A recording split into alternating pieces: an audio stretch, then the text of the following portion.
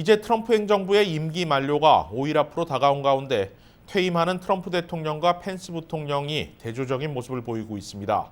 탄핵 심판을 앞둔 트럼프 대통령은 점점 궁지에 몰리는 반면 펜스 부통령은 당선 축하 전화에 취임식까지 참석하며 평화적 정권 이양을 주도하고 있습니다. 김경일 기자입니다. 탄핵 심판을 앞둔 트럼프 대통령. 보수 법률가들과 유명 로펌은 트럼프 대통령 변호에 난색을 표하고 있습니다. 지난해 트럼프 대통령 탄핵 심판을 변호했던 제이 세쿨러와 백악관 법률 고문인 팻 시벌론 등은 이번 탄핵 심판 법률에 참여하지 않겠다고 밝혔습니다.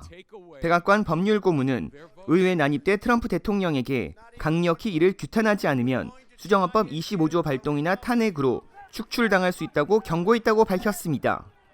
블룸버그 통신은 트럼프 대통령을 변호했던 다른 변호사들도 이번에는 법률팀 참여에 관심이 없다고 보도했습니다.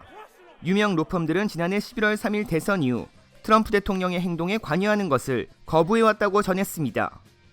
키스 휘딩턴 프린스턴 대학 정치학 교수는 변호사들의 트럼프 대통령 탄핵 참여 난색은 직업적 평판을 떨어뜨릴 것이기 때문이라고 밝혔습니다. 또 트럼프 대통령의 탄핵 심판이 조 바이든 대통령 당선인의 취임 직후에 이루어지는 것도 법률팀 구성을 어렵게 만들고 있다는 분석입니다. 트럼프 대통령 공직 출마를 제한해야 한다는 목소리도 높아지고 있습니다.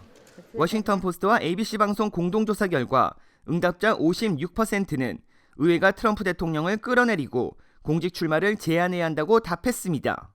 의회 난입 사태에는 반대 응답자가 89%, 찬성이 8%로 나타났습니다. 트럼프 대통령 책임 질문에는 71%가 그렇다고 했고 28%는 아니라고 답했습니다. 한편 차기 부통령이 될 카멜라 해리스에게 마이크 펜스 부통령이 당선 축하 전화를 걸어 축하 인사를 건네고 지원을 제안했습니다. 한 관계자는 펜스 부통령과 부인이 해리스 당선인과 남편을 취임 전 부통령 관저로 초대할 수 있다고 전했습니다. 펜스 부통령 부부는 오는 1월 20일 조 바이든 대통령 취임식에 참석합니다. 한편 트럼프 대통령 부부는 취임식 몇 시간 전 워싱턴을 떠나 플로리다 마러라고 리조트로 갈 예정입니다. 트럼프 대통령은 고별 연설을 할 예정이었지만 탄핵 정국으로 실행 가능성은 낮아졌습니다. KBS 뉴스 김경일입니다.